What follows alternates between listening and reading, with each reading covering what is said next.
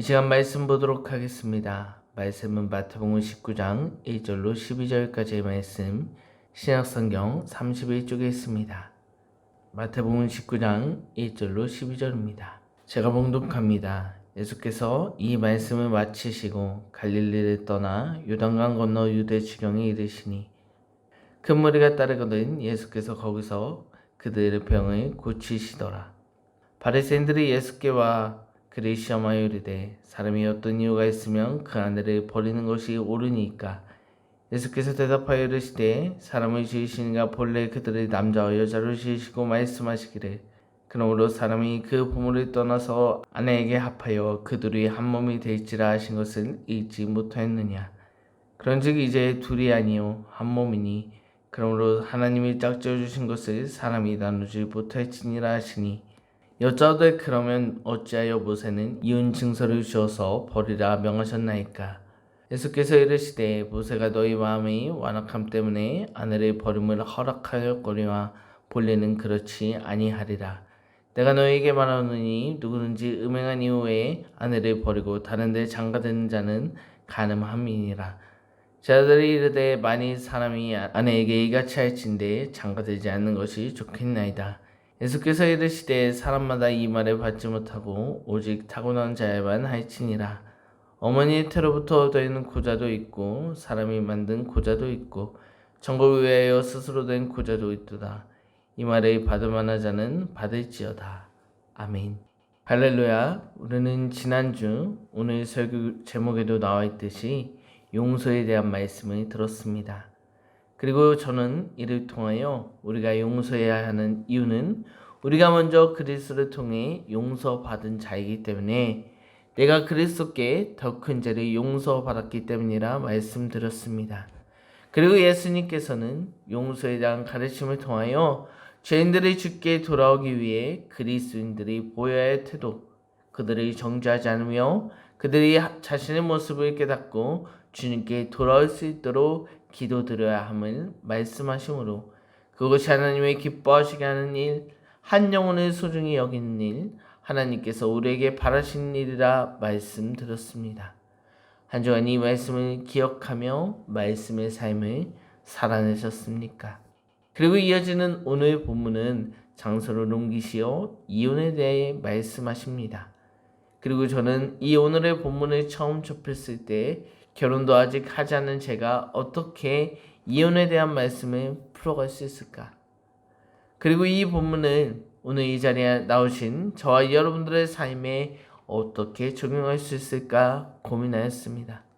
하지만 저는 지난주 말씀과 마찬가지로 오늘 본문이 왜 그리고 이곳에 등장했을까라는 질문을 하며 본문을 읽다 보니까 오늘 본문도 앞서 살펴본 용서에 관한 말씀처럼 단순히 이혼에 대한 가르침 그뿐만 아니라 예수님께서 이를 통해 전달하시고자 하는 진짜 메시지가 있었음을 발견하게 되었습니다.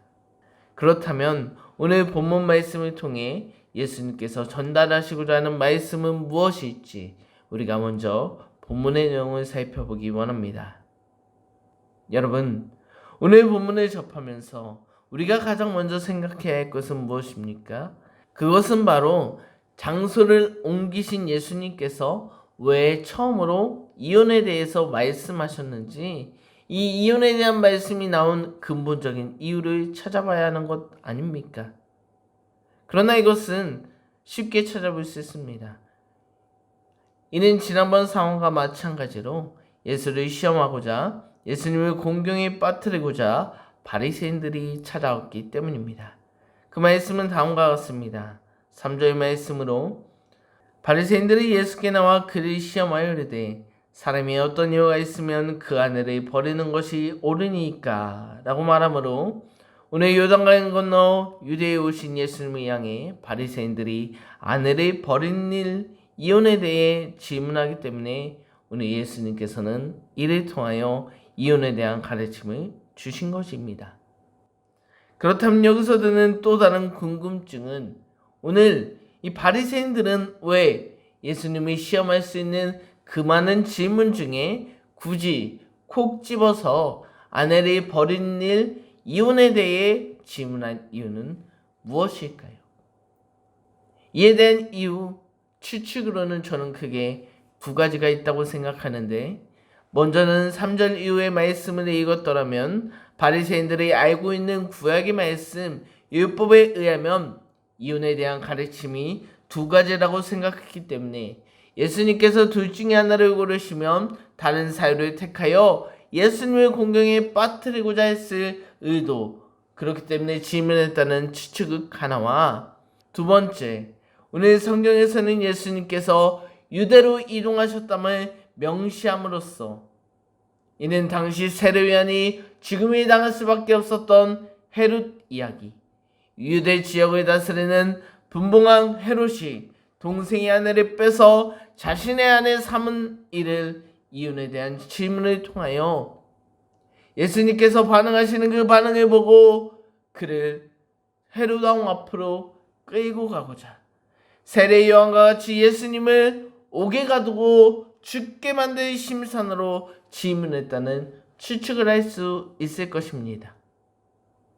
하지만 그들의 의도가 어떻든지 오늘 이혼에 대한 예수님의 가르침은 하나님께서 남자와 여자를 만드시고 말씀하신 창세기 말씀을 빌려 말씀하시길 6절 그런즉 이제는 둘이 아니요 한 몸이니 그러므로 하나님이 짝지어 주신 것을 사람이 나누지 못할지니라 하시니라며, 부부는 하나님께서 짝지어 주신 한 몸 된 지체로 끊을 수 없음을 이야기하시는 것입니다. 하지만 이 말을 들은 이 바리새인들은 기다렸다는 듯이 반박성의 질문을 던지며 이는 모세의 가르침, 그가 발행해준 이혼 증서는 무엇이냐 묻고 있는 것입니다.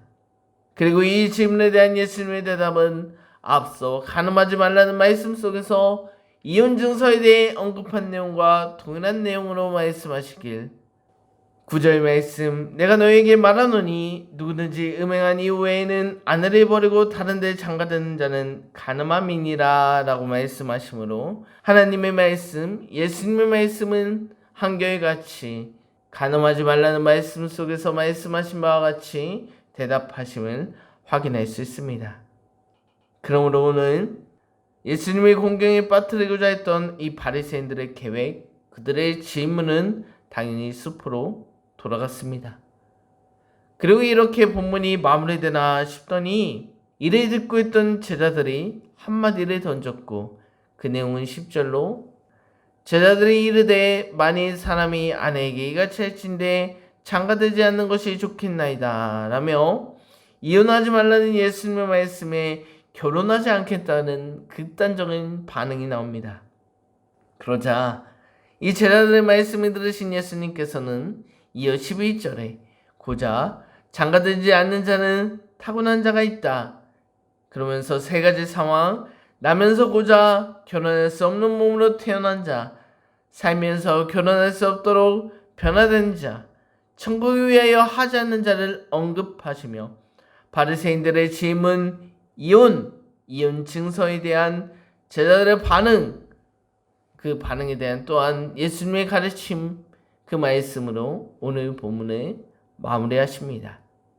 그렇다면 오늘 이 자리에 나와 함께 예배 드리시는 저와 여러분, 이 오늘의 본문 이혼에 대한 말씀을 시작하여 고작 결혼하지 못하는 자의 조건으로 이어지는 오늘의 이 말씀은 어떻게 우리의 삶에 적용할 수 있을까요? 이를 통한 예수님의 가르침은 무엇이라고 생각되십니까? 먼저 오늘 본문 바리새인들의 질문, 이혼의 가르침을 정리하면 결론은 음행하지 않으면 이혼하지 말라는 말씀입니다.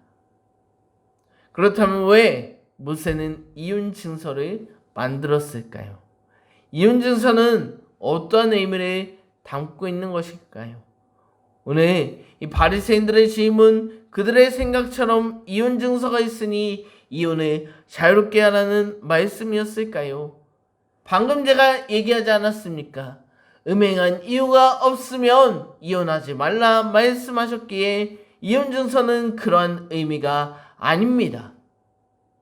그렇다면 이 이혼 증서는 어떠한 의미인가 하면 오히려 이는 아내, 여자를 보호하기 위한 제도였습니다. 그리고 그 근거는 이혼 증서를 만든 모세의 말씀, 신명기 말씀에 등장합니다. 말씀을 보면 사람이 아내를 맞이하여 데려온 후에 그에게 수치된 일이 있음을 발견하고 그를 기뻐하지 않으면 이혼 증서를 써서 그의 손에 주고 그를 자기 집에서 내보낼 것이오 라고 말씀하시므로, 그러므로 2절에 이혼한 여자에게 자유함을 주어 다른 사람의 아내가 될 수 있도록 하는 제도가 이 이혼 증서, 이혼 제도였다는 것입니다. 즉, 이 이혼 제도는 오늘 본문에서도 이들은 아내를 버린다라고 표현함으로써 사람 취급하지 않았던 시대상 속에서 오히려 이 이혼 제도를 통해 아내를 사수한 이후 남편의 완악한 마음으로 저버리지 못하도록 만드신 제도이며, 그러므로 이혼 증서는 오히려 아내, 여성의 인권을 보호하시기 위한 제도라는 것을 우리는 발견할 수 있어야 합니다. 그러므로 저는 지난주 용서에 대한 말씀에 이어 오늘 이혼 증서에 대한 말씀, 이 말씀도 역시 예수님께서는 오늘도 모인 무리들에게 한 영혼의 소중함을 말씀하시는 것이구나. 하나님의 형상대로 지음받은 모든 자들을 모두 귀하게 여기신다는 말씀이구나. 당시 여성이 사람의 수에 들어가지 않았던 사회 속에서 예수님께서는 아니다, 하나님의 형상대로 지음받은 모두는 창조에 언급하신 하나님의 말씀처럼 남녀를 막론하고 사랑해야 한다, 존중해야 한다는 하나님의 자녀라는 사실을 가르쳐 주시고 계신다는 사실을 묵상하게 되었고, 그러므로 이를 통해 오늘 이혼을 통한 진정한 예수님의 가르침은 지난주와 마찬가지로 한 영혼을 사랑하라는 결론에 이를 수 있는 것입니다. 그리고 이렇게 오늘의 본문 이혼 증서에 대한 말씀을 하나님께서 우리를 귀하게 여기시듯 한 영혼을 소중히 여기신다, 여자도 그리하신다, 사랑하신다라는 의미로 해석한 뒤에 본문을 다시 한 번 더 묵상해 보니 오늘의 말씀 끝 지점에 등장하는 이 제자들의 반응과 또 그들의 반응에 답하시는 예수님의 말씀에 눈이 가기 시작했습니다. 여러분들은 이 제자들의 반응, 본문 10절의 말씀을 어떻게 보셨습니까? 앞서도 이야기했지만 저는 이 본문을 처음 접하고 너무나 극단적인 제자들의 모습이 웃기기도 하고, 아니 어찌 결혼을 하기 전부터 이혼을 생각하며 하는 사람이 없는데 왜 이것을 이렇게 결혼하지 않는 것이 낫다고 말하는지 그 이유도 궁금했습니다.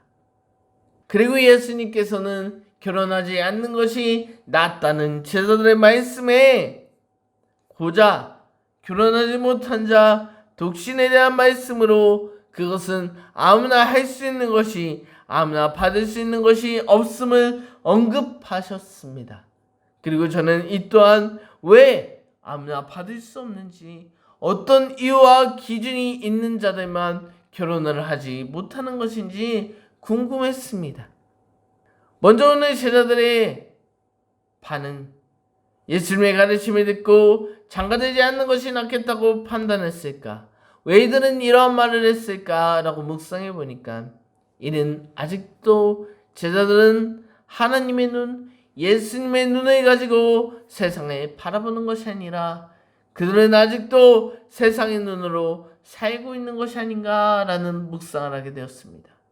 왜냐하면 이들이 살아가는 세상은 오늘날처럼 이혼하지 않는 것, 아내를 챙기지 않는 일, 이것이 당연한 것이 아니었고, 앞서 말했지만 성경에도 계속 나와 있지만 이 여자를 사람 취급하지 않고 명수에도 치지 않았던 것처럼 여성에 대한 인권이 너무나 떨어졌던 때였습니다. 그렇기 때문에 제자들도 이 세상 사람들이 바라보는 눈과 동일했기 때문에, 그들의 생각도 그 세상적인 사고에 박혀있기 때문에 이 시대 상황 속에서 이는 당연한 일이었기 때문에 여자들을 챙길 바에 결혼하지 않는 것이 낫겠다고 말한 것이 아닌가라고 묵상하게 되었습니다.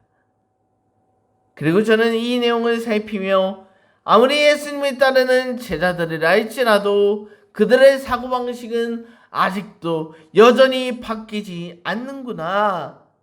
여전히 유대 사람들과 마찬가지로 생각하였구나 라는 상황을 보여주시는 장면이라 묵상하게 되었습니다. 하지만 이 말씀을 들으신 예수님께서는 결혼하지 않는 것은 선택사항이 아니라 아무에게나 주어질 수 없다. 그리고 저는 이 세 종류의 상황, 그 상황을 말씀하시는 예수님의 말씀을 보면서 고자가 되는 상황, 그 이유에 대한 궁금증은 점차 예수님에 대한 감사한 마음으로 바뀌기 시작했습니다. 그 이유가 궁금하지 않고 오히려 이 말씀을 통해 예수님을 향한 감사의 고백이 나오기 시작했습니다. 이 말이 무슨 말인가 하면 이 마지막 말씀 중에 천국, 하나님의 나라를 위해 스스로 고자된 자가 있음을 언급하시는 이 내용을 통하여 오늘을 살아가는 우리를 위해 오직 하나의 일, 잃어버린 양 한 마리를 찾으시듯 저희 여러분들은 하나님의 나라에 입성시키기 위해 온 신경을 우리에게 쓰시려고 결혼하지 않으신 예수님을 보게 하셨기 때문입니다. 정말 예수님께서는 우리를 천국, 하나님의 나라로 인도하시기 위해 결혼을 포기하셨구나. 한 여인의 신랑이 아니라 우리 모두의 신랑 되시기 위해 끝없이 달려가셨다는 사실을 묵상하게 되었기 때문에 고자된 이유 상황에 관심이 없고 오히려 그런 삶을 살아내신 예수님께 감사한 마음이 생기기 시작했다는 것입니다. 이렇게 오늘 이혼에 대한 가르침에 이어 고자된 자에 대한 말씀을 통해 예수님께서는 한 영혼을 하나님의 마음, 하나님의 사랑으로 감싸 안아주시는구나. 그들의 불쌍히 여기시고 오늘도 잃은 양 한 영혼을 찾아 헤매시는구나.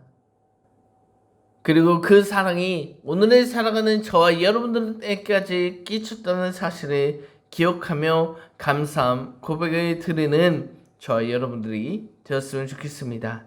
그리고 그 사랑을 받은 우리는 더 이상 제자들처럼 세상 전통적인 사고방식을 따르는 것이 아니라 하나님의 말씀, 하나님의 마음, 그리스도의 사랑을 닮아 예수님께서 우리에게 보여주시는 모습이 저희 여러분들의 하루하루의 삶 속에서 뼛속까지 그리스도를 닮은 삶을 살아낼 수 있기를 주님의 이름으로 기도드립니다. 그것이 하나님께서 우리에게 원하시는 삶이며 그것이 바로 예수님께서 우리를 사랑하시는 이유입니다. 오늘 이 말씀을 기억하면서 함께 찬양하고 기도드리겠습니다.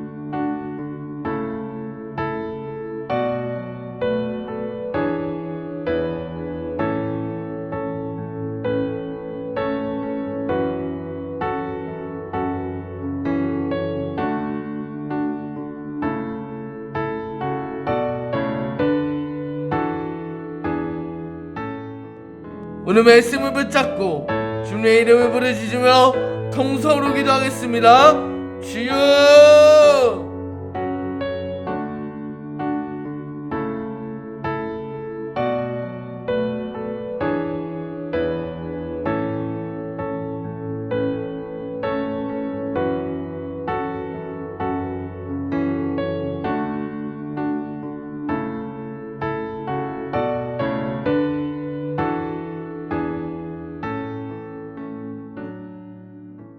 말씀을 생각하며 기도드립니다. 사랑의 하나님, 오늘 이혼에 대한 말씀을 통하여서 예수님께서는 한 영혼을 소중히 여기신다는 것과 세상 풍조, 전통을 따르지 않고 오직 하나님의 말씀대로 살아내셨다는 사실을 발견하게 하시니 감사드립니다. 또한 이 자리에 앉은 우리들까지 천국 백성 삼으시기 위해 독신이 되셨다는 사실도 깨닫게 하시니 감사드립니다. 오늘 이 말씀을 통하여 오늘 이 자리에 앉은 우리들도 세상의 전통, 사람들의 눈, 다수견의 의견에 신경 쓰지 않고 그리스도인으로서 오롯이 하나님의 말씀만에 따르는 자, 하나님의 어린 양을 귀하게 여기는 자, 그리스도의 삶을 따라가는 삶을 살겠사오니 주님께서 우리와 함께 해주시고 우리에게 힘주시고 우리에게 능력 더하여 주시옵소서. 그래서 우리가 주님의 뜻에 합한 자로 살아갈 수 있도록 주님 우리의 삶에 동행하여 주시옵소서. 이 모든 말씀 예수님의 이름으로 기도드립니다. 아멘.